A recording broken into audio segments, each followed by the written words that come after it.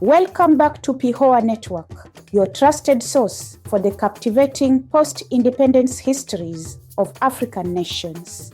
Today, we explore São Tomé and Príncipe, often described as Africa's forgotten paradise. Though small in size, these islands hold an outsized historical narrative shaped by colonial exploitation, powerful movements for independence, ongoing political turbulence, and dreams of achieving lasting democracy and prosperity.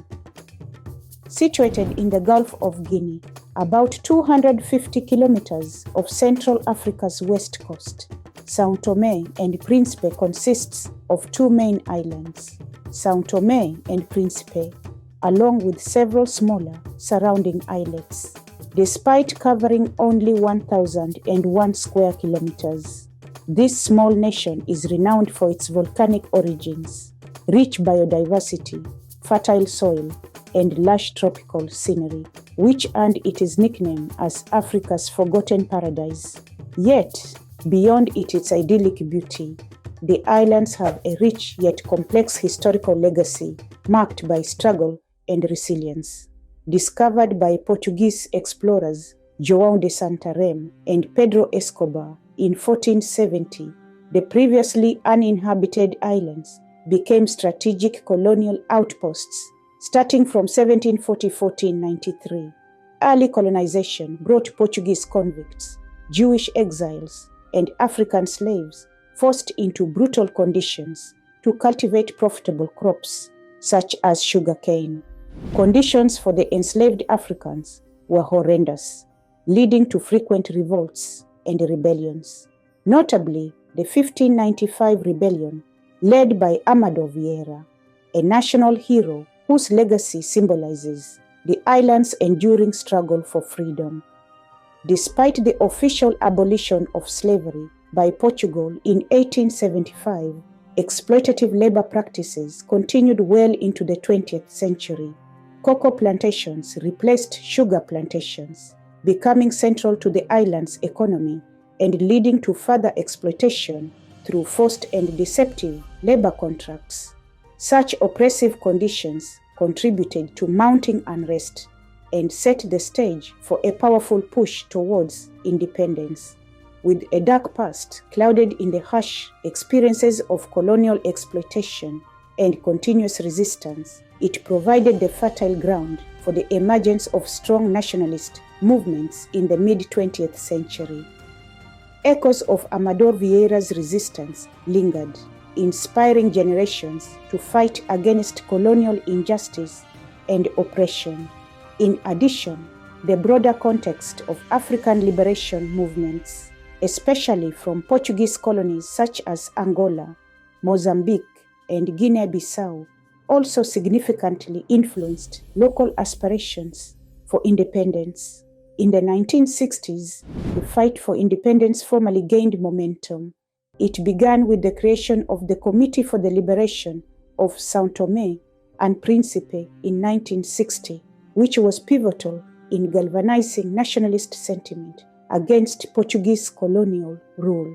The committee evolved into the Movement for the Liberation of São Tomé and Príncipe, becoming the forefront of the nation's independence struggle. At its helm was Manuel Pinto da Costa, an influential leader whose charisma, diplomatic acumen, and relentless advocacy significantly mobilized national and international support for the independence cause. Pinto da Costa was instrumental in uniting the population around a common vision of self-determination and national identity. The turning point came with Portugal's Carnation Revolution on April 25, 1974, a peaceful military coup in Portugal that ended decades of authoritarian rule there and dramatically shifted the colonial stance of Portugal. The newly formed Portuguese government, eager to shed its colonies, entered into independence negotiations with its territories, including São Tomé and Príncipe. After intense diplomatic discussions, the islands finally secured their independence on July 12, 1975. Upon gaining independence, Manuel Pinto da Costa became São Tomé and Príncipe's first president. His administration adopted a socialist-oriented approach aimed at reversing the legacies of colonial exploitation, promoting social equality, nationalizing major industries, and attempting to redistribute resources more equitably. This socialist-oriented model, however, soon encountered significant resistance internally and externally. President Pinto da Costa's socialist-inspired government initially sought support from Eastern Bloc nations and Cuba to address critical infrastructural deficiencies and socio-economic disparities. However, the ambitious socialist reforms soon encountered severe economic hurdles, compounded by plummeting global cocoa prices, ineffective state-managed enterprises, internal mismanagement, and corruption. The reliance on cocoa as a monoculture cash crop, a legacy from colonial exploitation, left the economy vulnerable to global market fluctuations. Declining cocoa prices severely impacted national revenue, leading to heightened poverty levels and social discontent. Lack of adequate educational and healthcare infrastructure further intensified citizens' frustrations. Attempting to stabilize the nation, the government implemented various economic reforms, including restructuring state-owned enterprises, privatizing selected sectors, and seeking foreign investment and international aid. However, these efforts only produced limited relief.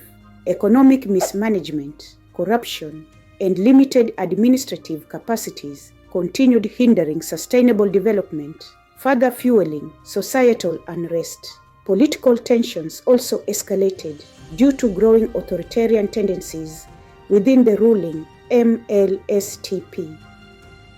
Calls for democratization grew louder from both citizens and the international community.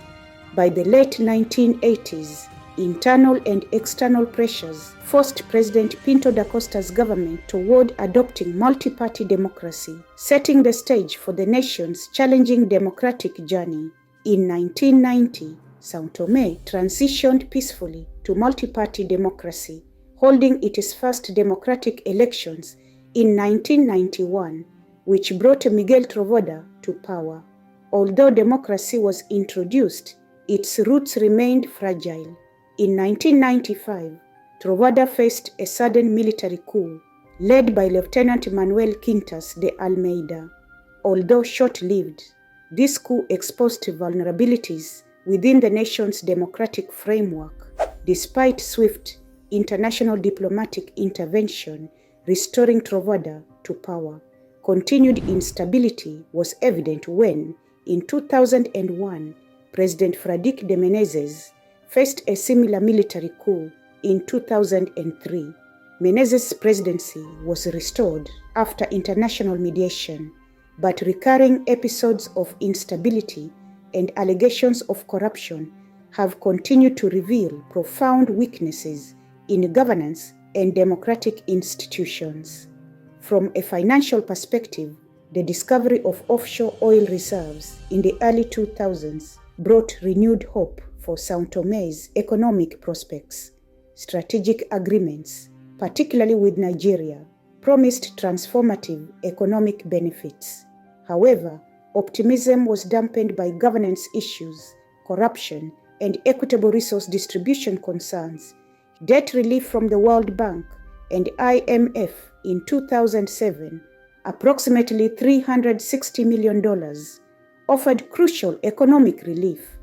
Yet, challenges persist, demanding sustained governance improvements and increased transparency to ensure inclusive prosperity. Fast forward to more recent times, the country has seen ongoing efforts toward stabilizing democracy. Political transitions continued peacefully, though not without turbulence. Frederico de Menezes was succeeded by Manuel Pinto da Costa, who returned to power in 2011, later followed by Evaristo Carvalho in 2016, and most recently, Carlos Villanova in 2021. Each administration faced persistent power struggles and allegations of corruption, demonstrating lingering fragility within the democratic structure. Most notably, the attempted military coup in November 2022 further emphasized São Tomé's continued vulnerability to internal instability, reinforcing the necessity of effective democratic institutions and leadership. To summarize, São Tomé and Príncipe's complex historical journey reflects both its resilience and the deep-seated challenges small nations face after independence. From slavery and colonialism to persistent political instability and hopeful economic prospects, this island nation's story is profoundly instructive.